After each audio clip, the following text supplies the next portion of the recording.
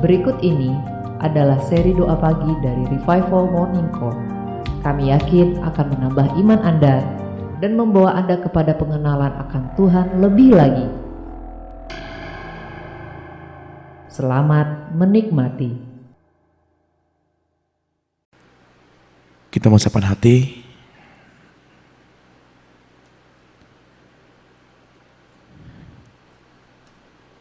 Mari Bapak Ibu, kita masuk dalam hadirat-Nya.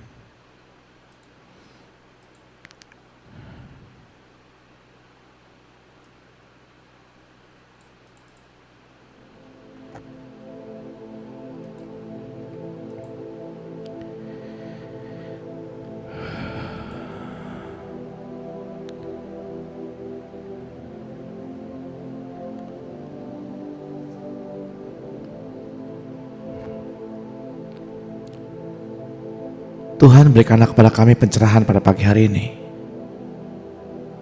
agar kami mengerti apakah rancangan-Mu di dalam kehidupan kami sepanjang hari ini.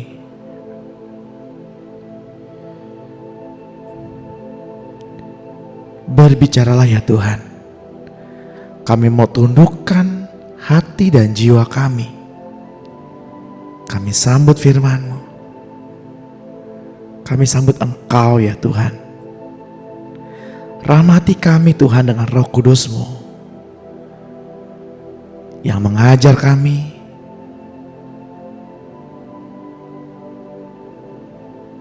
dan membimbing kami.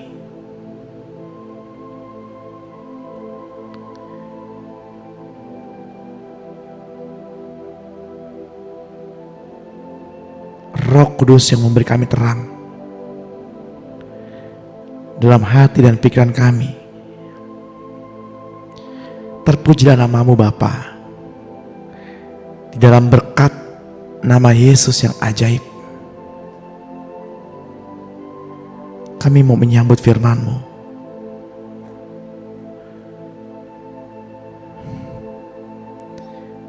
Kami berdoa dan mengucap syukur. Bapak Ibu yang terkasih dalam Tuhan,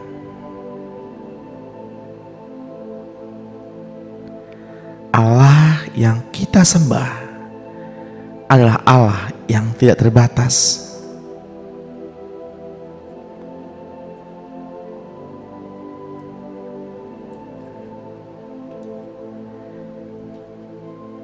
Pikiran manusialah yang terbatas.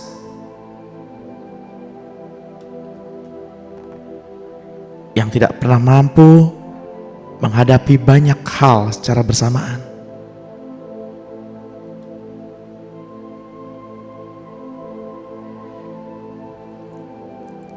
Seketika saya teringat dengan peristiwa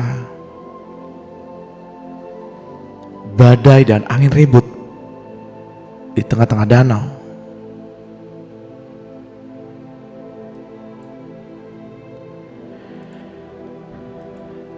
Ketika itu Tuhan Yesus mengajak murid-muridnya ke seberang.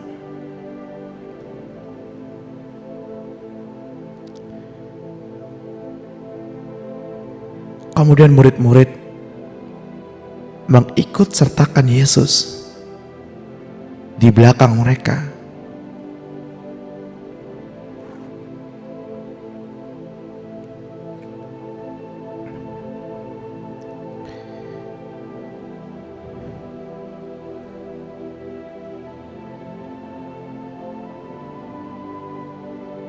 Ketika murid-murid mengambil alih perjalanan ke seberang,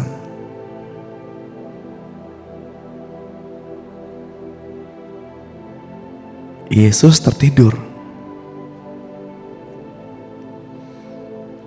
Ini adalah gambaran kita, gambaran orang percaya.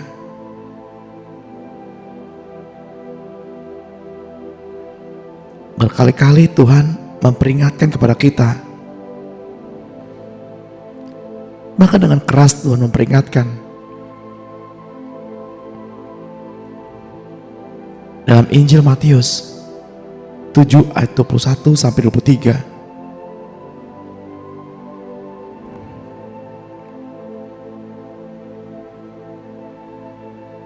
Seringkali kita mengerjakan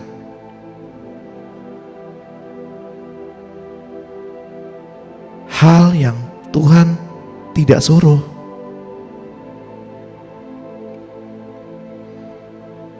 Sesuatu yang Tuhan tidak gerakan.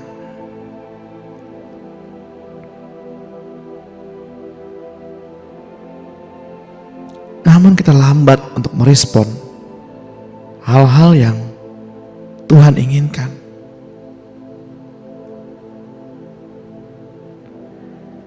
Itulah sebabnya dalam perjalanan kehidupan kita menghadapi angin sakal. Masalah datang terus-menerus.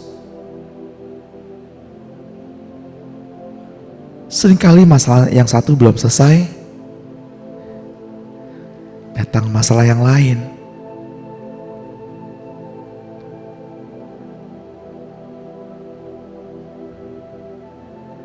Namun ada berita baiknya Bapak Ibu.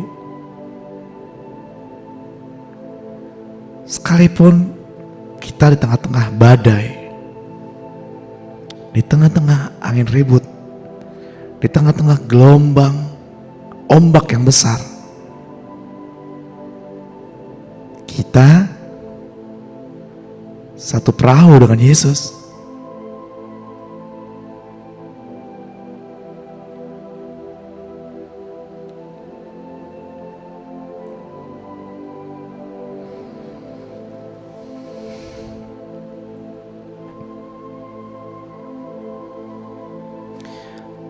Murid-murid pun saat itu memiliki kerohanian yang besar. Namun ketika mereka dalam badai,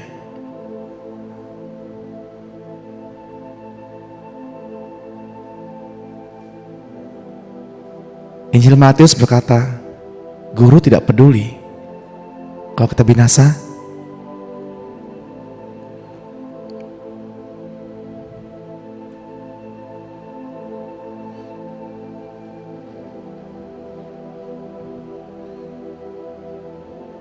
Injil Markus berkata, Guru, kita bisa binasa.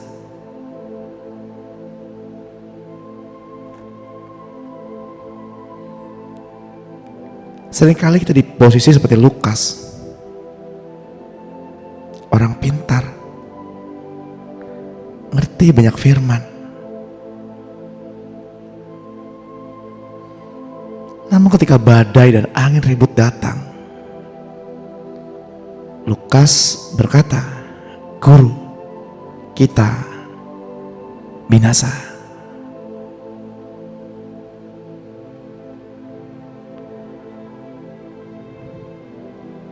Lukas seorang pintar Bapak Ibu, seorang Yunani.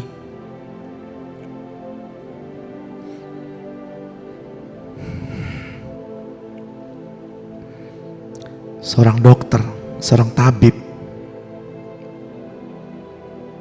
Namun seringkali hingga saat ini, dengan kepandaiannya, manusia pada akhirnya menyangkali Tuhan.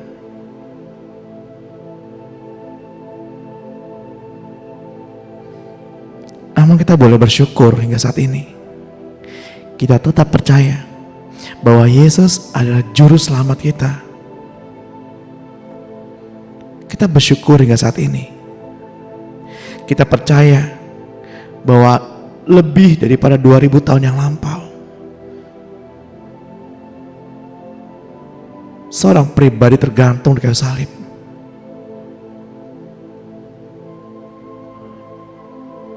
Dengan darah yang tercurah, tubuh yang terpecah, menjadi bukti abadi bahwa Yesus benar-benar mengasihi kita. Mari kita bersyukur bahwa kita boleh masih percaya Dia adalah Tuhan dan Tuhan kita.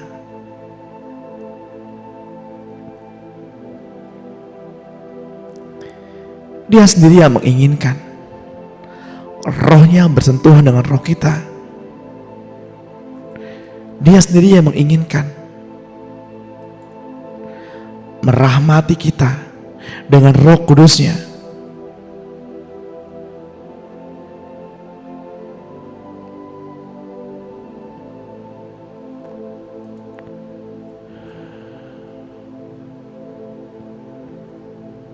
Mari buka hati Bapak Ibu.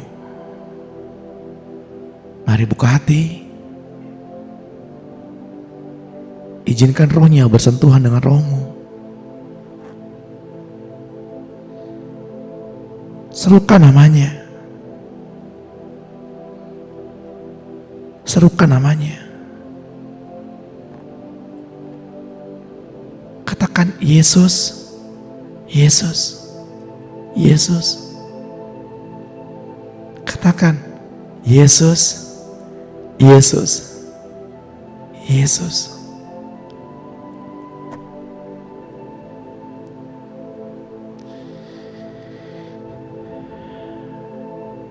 Katakan Yesus, Yesus, Yesus. Buka mata hatiku agar aku dapat melihat wajah-Mu.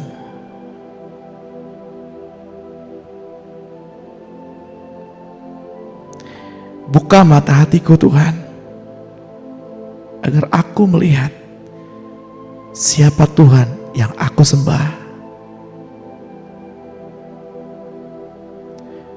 Aku mau bersentuhan dengan Roh-Mu.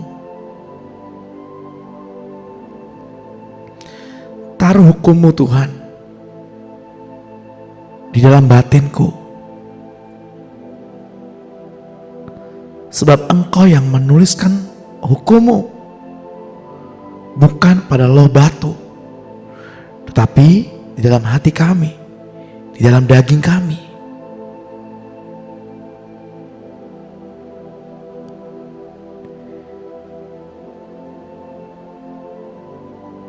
Mari katakan, Tuhan, saya butuh Tuhan.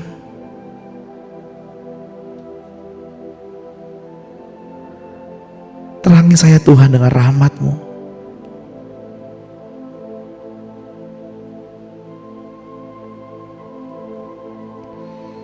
Izinkan saya berdoa buat Bapak Ibu. Sebelum kita masuk lebih dalam pada sesi pagi hari ini.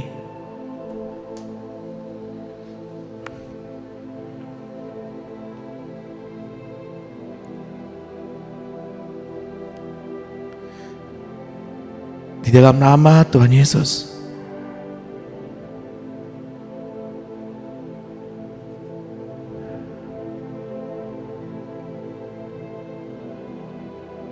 segala beban-beban pikiran yang membebani hidupmu pada pagi hari ini terlepas.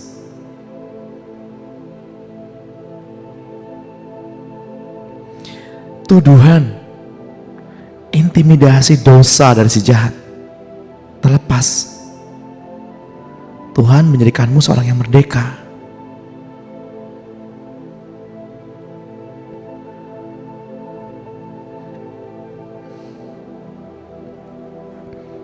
Jika Tuhan tidak lagi melihat dosa-dosa kita di masa lalu, untuk apa kita melihat dosa-dosa kita di masa lalu?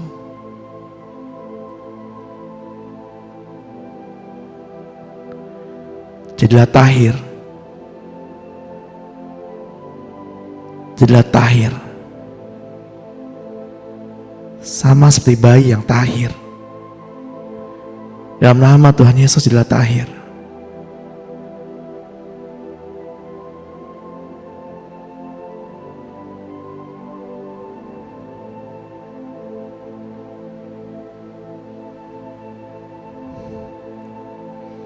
Beban-beban yang membuat sakit pundak,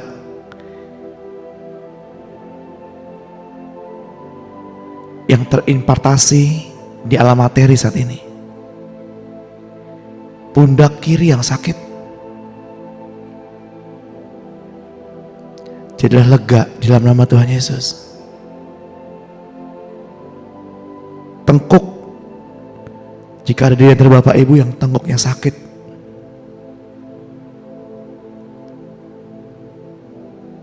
pukul-pukul tengkuknya dan katakan,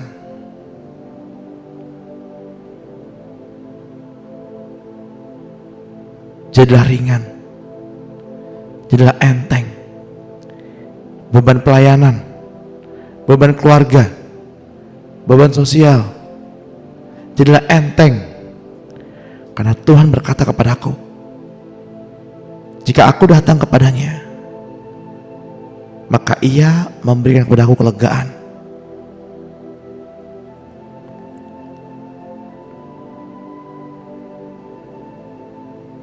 Yang di dada kirinya suka sakit terus, suka terasa nyeri, di dalam nama Tuhan Yesus, tenanglah hai jiwa, tenanglah hai jiwa, jadilah pulih saat ini.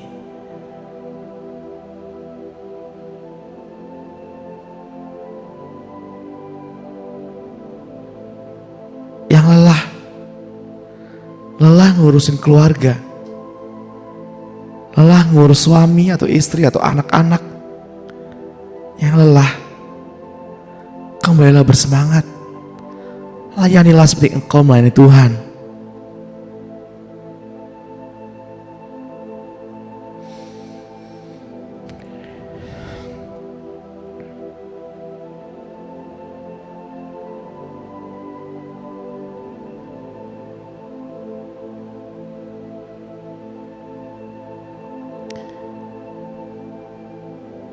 Dalam sebuah perbincangan,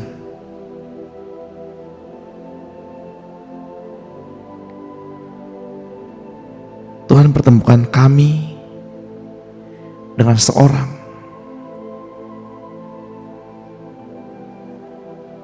yang mengejar bahasa roh,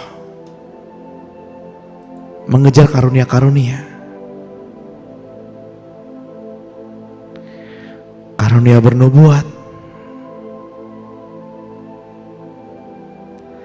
karunia mengartikan bahasa roh, karunia kesembuhan.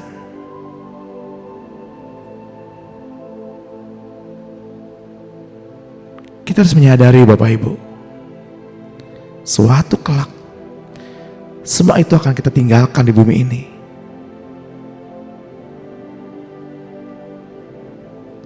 Bahasa roh akan lenyap, karunia-karunia akan lenyap, tapi kasih tidak akan lenyap.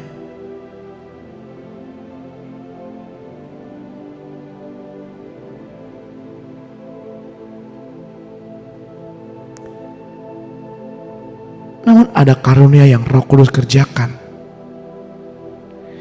yang akan kita bawa ketika kita menghadap Bapa di surga, yakni karunia hikmat dan karunia pengetahuan akan firman. Sehingga ketika Bapak Ibu membaca Alkitab, tidak berhadapan dengan angka-angka yang kosong, tidak berhadapan dengan huruf-huruf yang mati, tulisan-tulisan yang tanpa makna, tanpa arti, tanpa kuasa.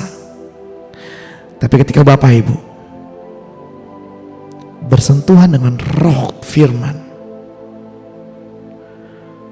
maka terang itu akan terjadi.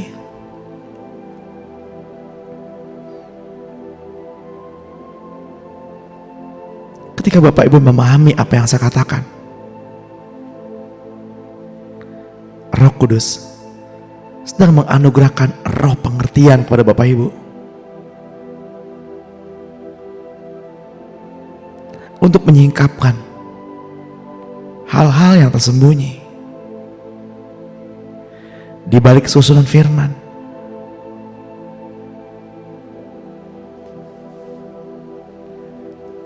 Untuk itulah Tuhan berkata, carilah dulu kerajaan Allah dan kebenarannya.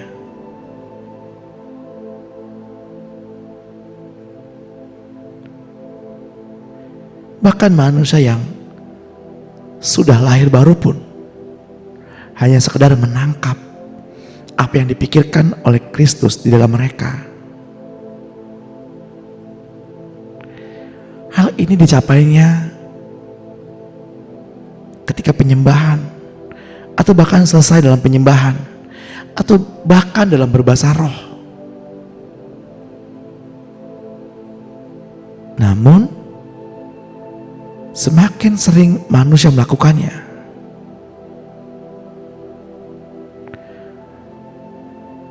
maka semakin cepat masuk ke dalam level di mana berada dalam karunia hikmat, marifat, atau bahkan membedakan roh.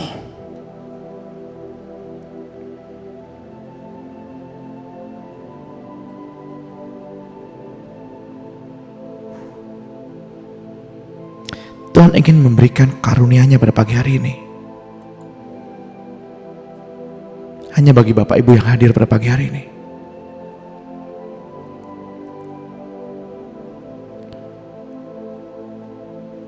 Wahyu itu diberikan di dalam mulut Bapak Ibu. Untuk itulah saya berkata, hati-hatilah, pergunakan mulutmu. Sebab pewahyuan itu diberikan kepada mulutmu, ditaruh di dalam lidahmu, sehingga apa yang engkau ikat akan terikat, apa yang engkau lepaskan akan terlepas.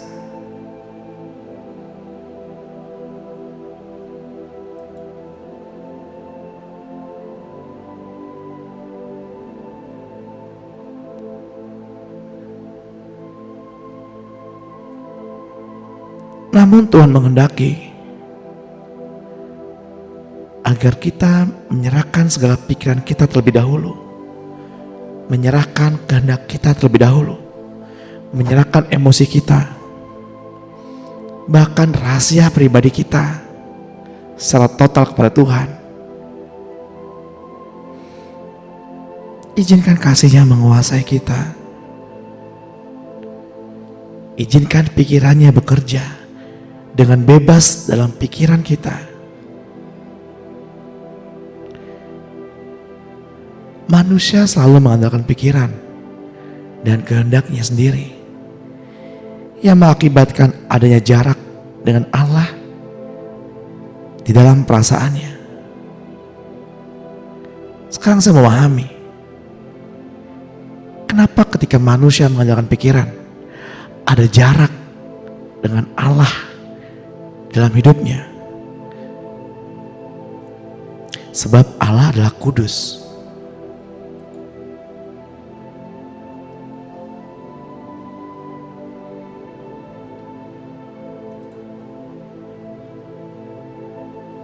Allah adalah kudus.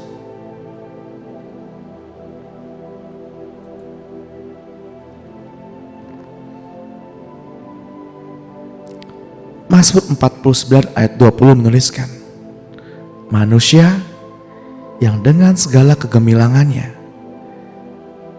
tidak mempunyai pengertian boleh disamakan dengan hewan yang dibinasakan.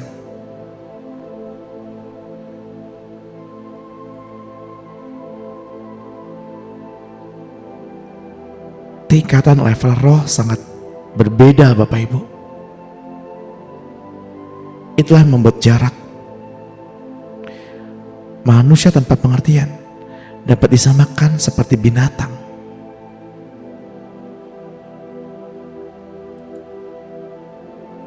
Ayub 32 ayat 8. Tetapi roh yang ada di dalam manusia dan nafas yang maha kuasa, itulah yang memberi kepadanya pengertian.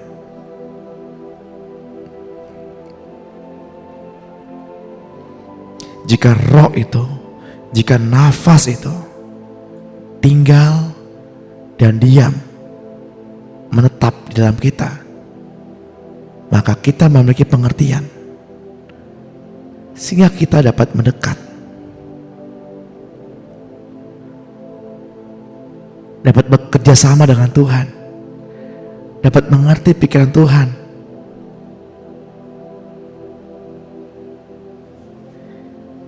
Kita belajar dari kitab-kitab suci. Kita belajar dari Taurat. Kita belajar dari Nevim. Kita belajar dari Ketuvim.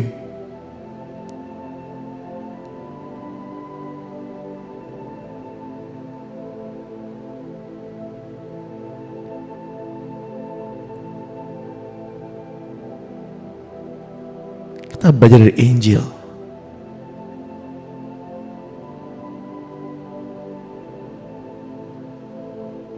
Semua itu dirangkum dalam satu hukum, yakni kasih.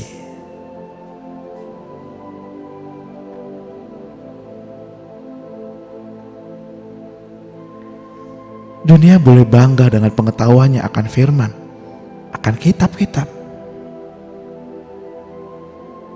Tapi Tuhan berkata, Akulah jalan.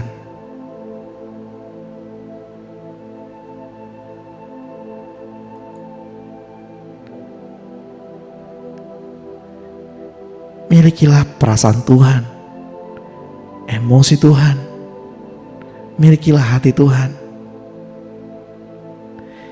Izinkan kasih-Nya menguasai kita pada pagi hari ini. Izinkan pikirannya yang bekerja dengan bebas di dalam pikiran kita.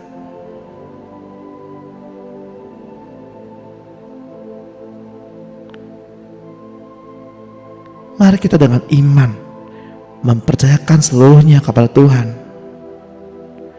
agar timbul cinta yang tulus secara natural. Mari kita berdiam agar kita mengetahui bahwa Dialah Allah dan Dialah Tuhan yang ditinggikan di antara bangsa-bangsa, ditinggikan di bumi. Mungkin di antara Bapak Ibu berkata-kata, kenapa harus diam? Kenapa enggak bekerja, bergerak, melayani?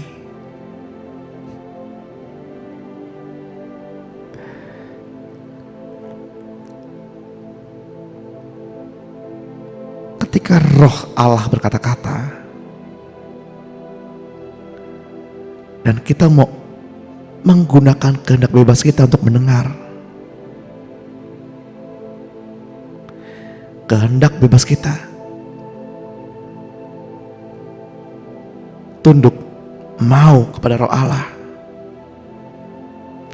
dan Roh Kudus mendorong jiwa kita, menggerakkan pikiran kita, sehingga pikiran kita mendorong tubuh kita untuk melakukan.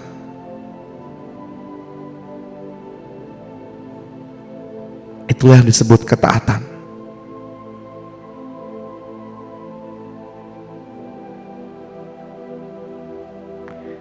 Tuhan mau kita taat kepada yang dominan.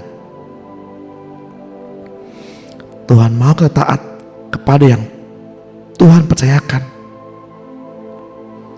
untuk membimbing kita.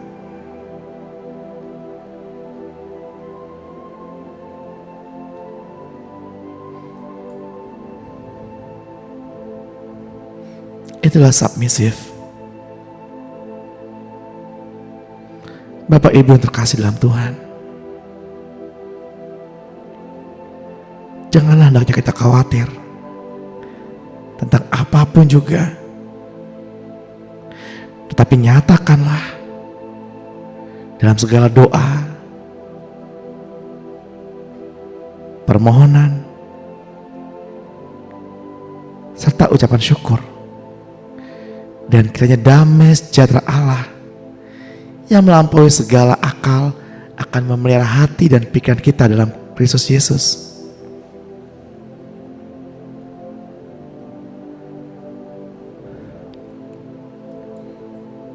Sekarang kita belajar bahwa terkadang ketika kita diam, kita sedang melayani Tuhan. Ketika Tuhan suruh kita diam dan kita taat untuk diam di sanalah Allah dipermuliakan.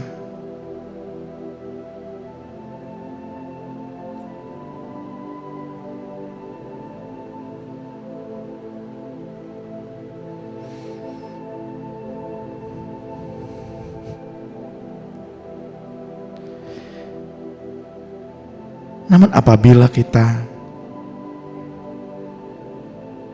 seringkali bertindak tanpa perintah Tuhan,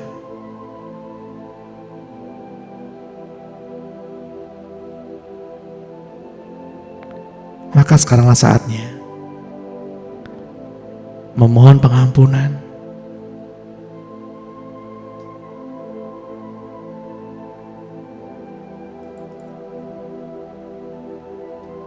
ambil waktu secara pribadi. Dan saya percaya Bapak Ibu, Dia yang setia dan yang adil.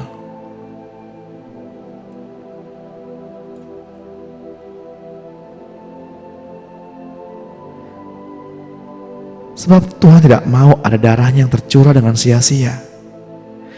Karena kasih-Nya Dia tebus kita di kayu salib.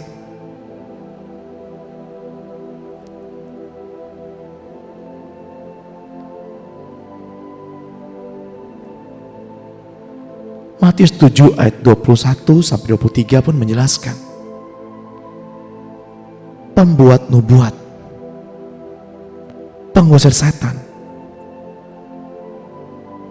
melakukan hal-hal yang besar, merupakan pembuat kejahatan di mata Tuhan, karena mereka mengerjakan apa yang Roh belum perintahkan.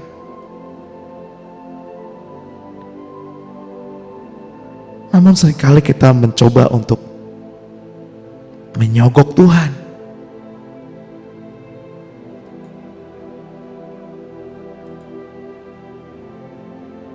Tuhan, kalau aku diberkati, aku mau melayani Tuhan. Kalau usahaku berhasil, keluarga gue dapat makan dengan tenang, aku mau melayani Tuhan.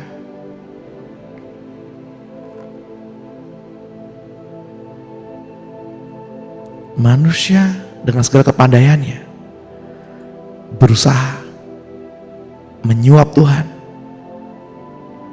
berusaha menyucikan dirinya. Orang yang berusaha menyucikan dirinya adalah mereka yang kembali kepada hukum Taurat.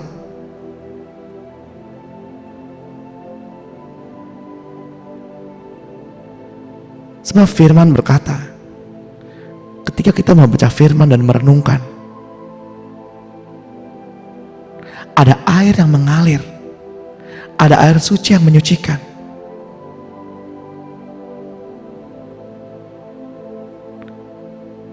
Merenungkan bukan berdiam diri Bapak Ibu. Itu melamun namanya.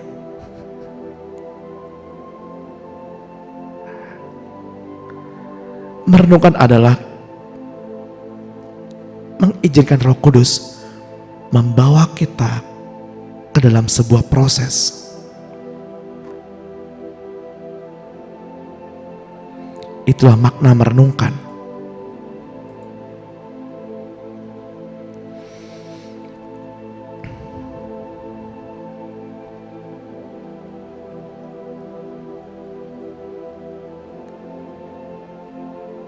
Seringkali orang Kristen berdoa, namun doanya tidak didengar Tuhan.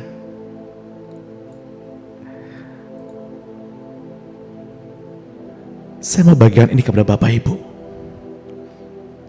Bagaimana agar doa kita didengar Tuhan? Agar doa istri untuk suami didengar Tuhan. Doa suami untuk istri didengar Tuhan. Doa orang tua kepada anak didengar Tuhan, dan anak terhadap orang tua Tuhan mendengar. Yang pertama dari kitab Efesus 4 ayat 29. Janganlah ada perkataan kotor keluar dari mulutmu, tetapi pakailah perkataan yang baik untuk membangun di mana perlu.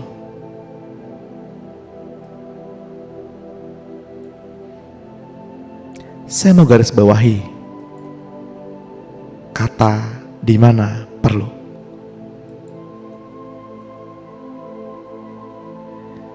Seringkali sesuatu yang baik pun, jika Tuhan tidak izinkan, menjadi hal yang tidak baik. Pergunakanlah mulutmu di mana perlu.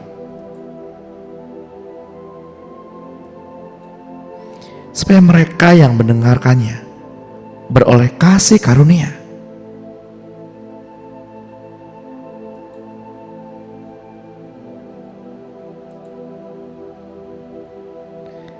Jangan kita merasa menjadi orang yang rohani. Setiap orang kita temui, kita khotbahin. Tapi perkatakanlah apabila Roh menuntun kita untuk berkata-kata. Yang kedua dalam kitab Efesus 5 ayat 4. Demikian juga perkataan yang kotor, yang kosong, atau yang sembrono. Karena hal-hal ini tidak pantas. Tapi sebaliknya, ucapkanlah syukur.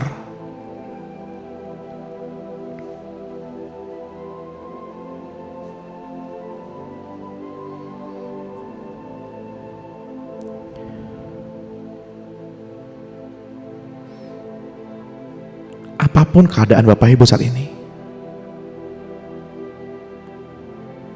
jangan pernah mengutuki diri sendiri dengan perasaan-perasaan negatif.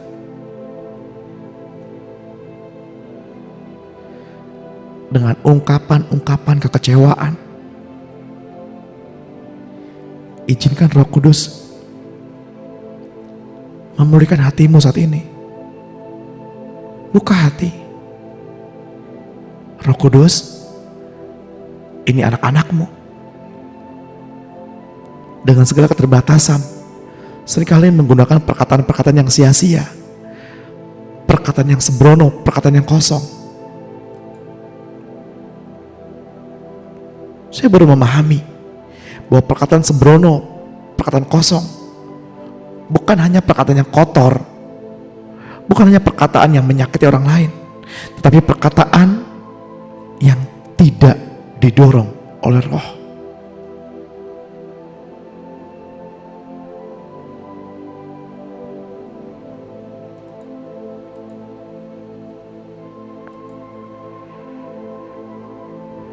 Mari buka hati dan mohon ampun kepada Tuhan.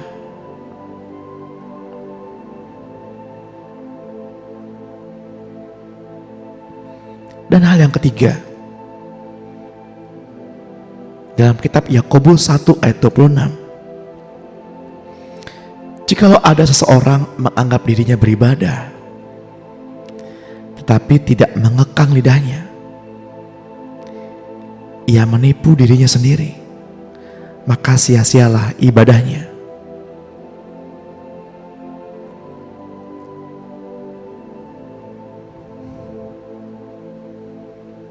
Kehidupan kita perlu dikendalikan oleh berkat Allah. Namun kehidupan kita tidak bergantung kepada ekspresi berkat Allah.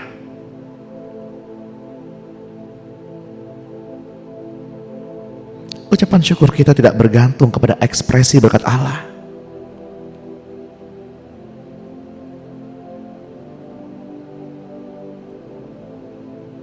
Tapi bergantung kepada berkat Allah itu sendiri. Pribadi Yesus sendiri.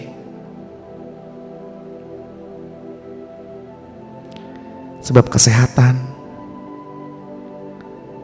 finansial, kedamaian,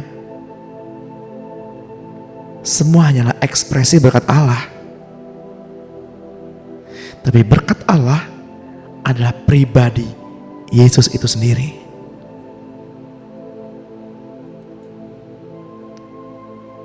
Dan yang keempat adalah Pengkhotbah 5 ayat 5.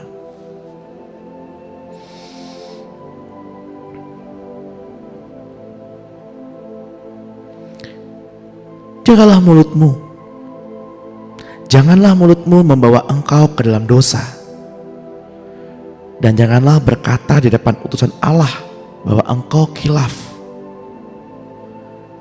Apakah perlu Allah menjadi murka atas ucapan-ucapanmu dan merusakkan pekerjaan tanganmu? Karena sebagaimana mimpi banyak, demikian juga perkataan sia-sia banyak. Tetapi takutlah akan Allah.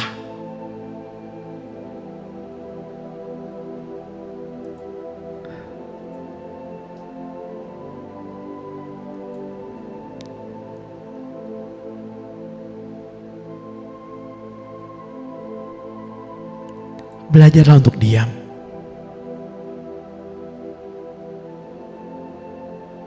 Dan pergunakanlah seperlunya.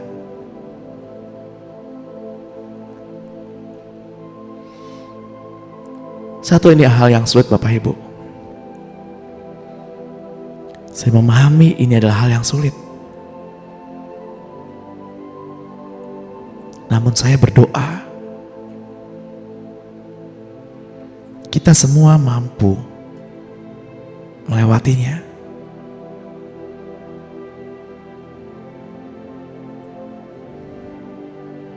Kita semua dapat melewatinya.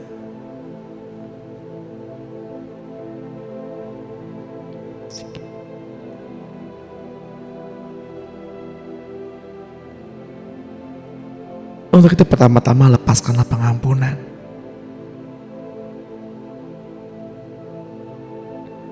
Lepaskanlah pengampunan. Be healed. Jadilah pulih. Jadilah pulih saat ini. Lepaskan kepada pengampunan. Lepaskan mungkin kepada pasangan hidupmu, keluargamu, tetanggamu mungkin. Sebab orang yang melepaskan pengampun dengan tulus, mereka yang doanya didengar oleh Tuhan. Alam roh sangat nyata Bapak Ibu.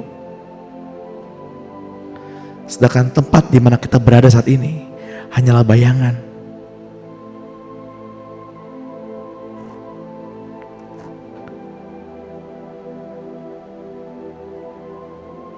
Marilah kita mempersiapkan diri bahwa akan terjadi pada hari-hari terakhir. Demikianlah firman Allah, bahwa Tuhan Allah akan mencurahkan rohnya yang besar kata semua manusia. Maka anak-anak kita, baik laki-laki dan perempuan, akan bernubuat. Dan orang-orang buta akan mendapat penglihatan-penglihatan. Dan orang-orang tua akan mendapatkan mimpi.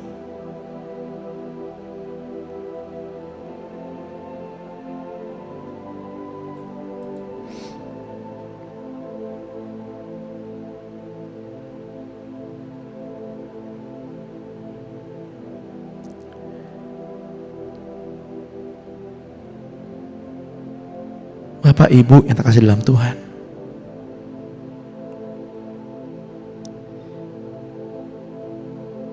jikalau kita tinggal di dalam Dia dan firman-Nya di dalam kita, maka kita dapat meminta apa saja yang kita kehendaki dan kita pasti menerimanya. Yohanes 15 ayat 7. Itulah janji-janji Tuhan.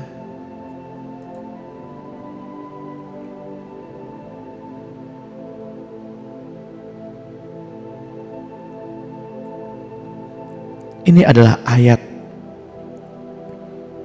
untuk kita renungkan pada sesi saat ini. Yohanes 15 ayat 3 dan 4. Kamu memang sudah bersih karena firman yang telah kukatakan kepadamu. tinggallah dalam aku dan aku dalam kamu.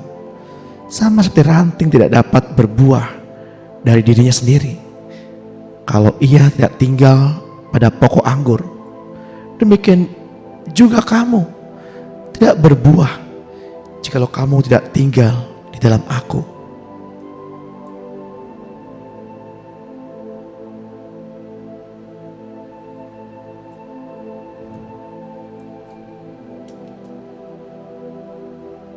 Tuhan mau kita berbuah, tapi bukan buah yang kita tinggal di bumi ini. Bukan buah yang akan kita tinggalkan, tapi buah yang manis, buah yang sedap, buah yang enak dikecap. Yakni buah itu adalah Kristus sendiri.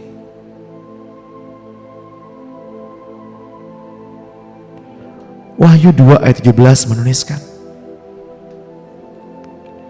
siapa bertelinga hendaklah ia mendengarkan apa yang dikatakan Roh kepada jemaat-jemaat. Siapa yang menang, kepadanya akan kuberikan dari mana yang tersembunyi. Dan aku akan mengaruniakan kepadanya batu putih yang di atasnya tertulis nama baru yang tidak diketahui oleh siapapun selain oleh yang menerimanya. Mana yang tersembunyi adalah hikmat yang tersembunyi, makanan atau firman yang tersembunyi dalam kitab Bapak Ibu. Namun hal itu dapat Bapak Ibu dapatkan ketika Roh Kudus bersentuhan dengan roh Bapak Ibu. Selama roh Allah, roh firman, roh Alkitab tidak menyentuh rohmu, maka mana yang tersembunyi itu tidak akan kita kecap.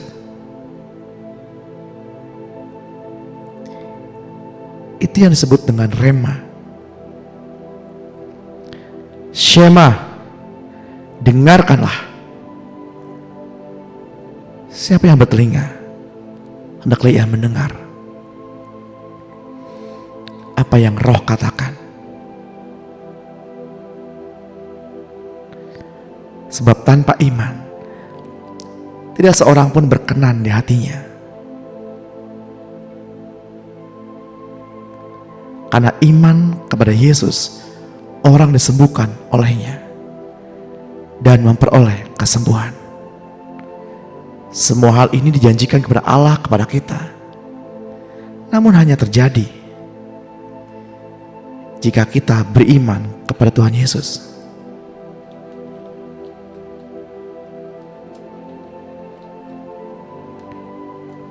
Iman selalu beralaskan keberanian untuk melangkah bersama Tuhan. Yesus menyembuhkan orang lumpuh itu ketika Yesus melihat iman mereka. Berkatalah ia kepada orang lumpuh itu, "Hai anakku, dosa-dosamu sudah diampuni." Bahkan bukan hanya ia yang disembuhkan, tapi mereka yang ada bersama dengan mereka mengalami kesembuhan dan memperoleh pengampunan dosa. Markus 2 ayat 5. Karena iman seseorang, dosanya diampuni. Lukas 5 ayat 20.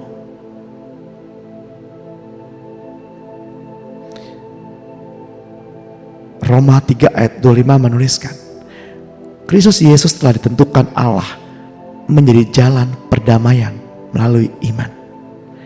Dalam darahnya, hal ini dibuatnya untuk menunjukkan keadilannya, karena ia telah membiarkan dosa-dosa yang telah terjadi dahulu pada masa kesabarannya.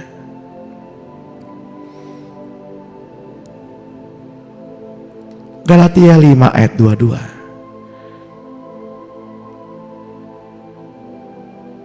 Tetapi kitab suci telah mengurung segala sesuatu di bawah kekuasaan dosa, supaya berdasarkan iman dalam Yesus Kristus, janji itu diberikan kepada mereka yang percaya. Ketika saya mendapatkan ayat ini, saya berkata kepada Tuhan, Tuhan, saya nggak paham kenapa dosa dikurung oleh kitab suci.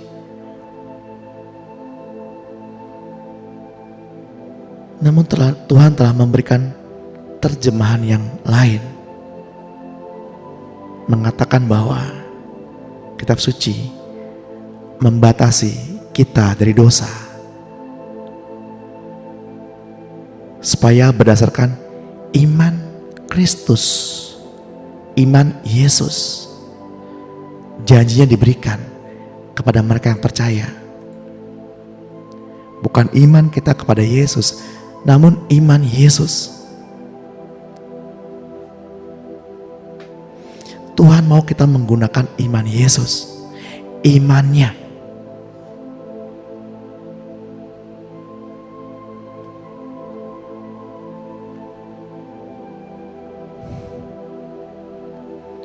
Saya berdoa pada pagi hari ini untuk setiap pribadi Bapak Ibu yang hadir. Di dalam nama Tuhan Yesus Kristus, Bapa, saya mohon agar Engkau memulihkan jiwa anak-anak-Mu ini.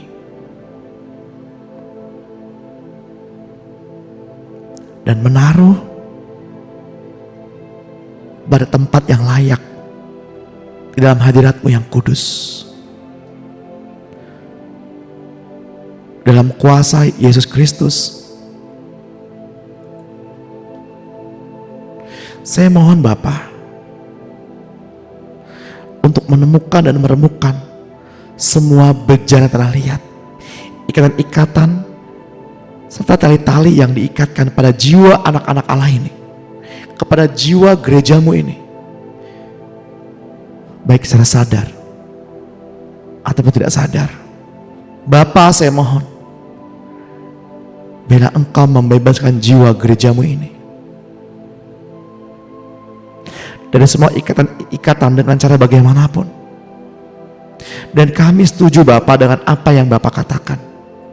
Saya mohon kepadamu untuk mengumpulkan dan memulihkan kembali ke tempat yang sebenarnya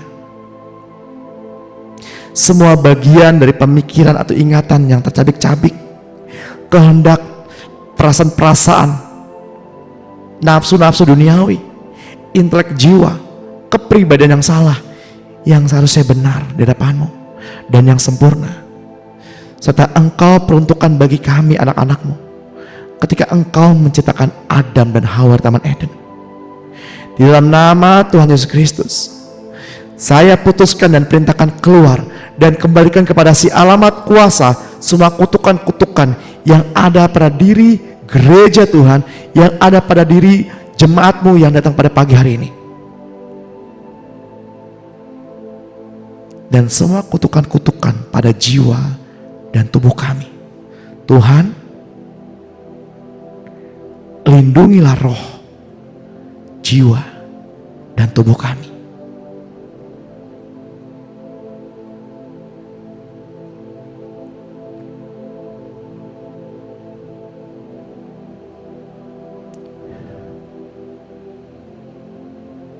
Bagi Bapak Ibu yang sudah dilepaskan pada pagi hari ini,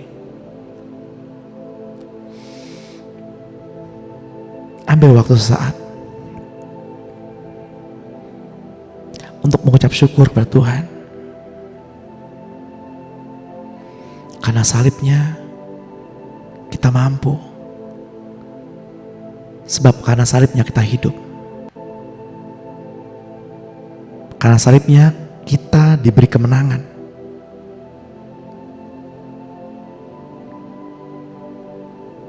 Tuhan yang membebaskan kita, dan Tuhanlah yang sudah memenangkan peperangan ini.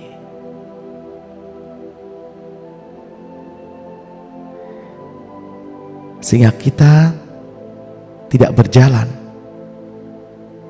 untuk menang, tetapi kita berjalan dari kemenangan. Terpujilah Engkau Tuhan. Terpujilah Engkau Tuhan, sampai selama-lamanya. Mari Bapak Ibu, kita mensatukan hati, berdoa. Jika di antara kita yang hadir pada pagi hari ini dengan beban berat, beban keluarga, beban pikiran, beban pelayanan, mari kita bersatu hati memohonkan kepada Tuhan agar kita yang datang dengan beban berat diberi kelegaan. Dan kita berdoa juga bagi yang sakit, Tuhan sembuhkan, Tuhan urapi mulutnya, sehingga apa yang ia perkatakan dibuatnya berhasil. Saya ingatkan kembali kepada Bapak Ibu agar kita tidak menggunakan mulut kita untuk perkataan yang sembrono, yang sia-sia, yang kosong, untuk tidak berkata-kata hal yang Tuhan tidak kehendaki. Maka berdiam dirilah, berdiamlah, dan gunakan perkataan hanya jika Roh yang menyuruh. Mari kita angkat kedua tangan kita untuk menerima berkat yang dari Tuhan.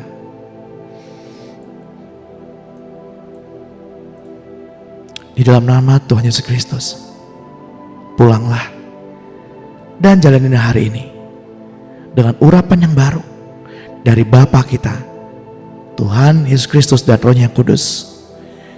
Milikilah hubungan yang intim, yang manis, yang indah dengan Roh Kudus, sekarang sampai selama-lamanya. Sampai Tuhan datang menjemput kita dari awan-awan yang permai, dan sampai kita pulang ke rumah Bapa di surga. Demi nama Tuhan Yesus yang sudah percaya dan yang menerima, mari kita sama-sama kita katakan amin, amin, amin.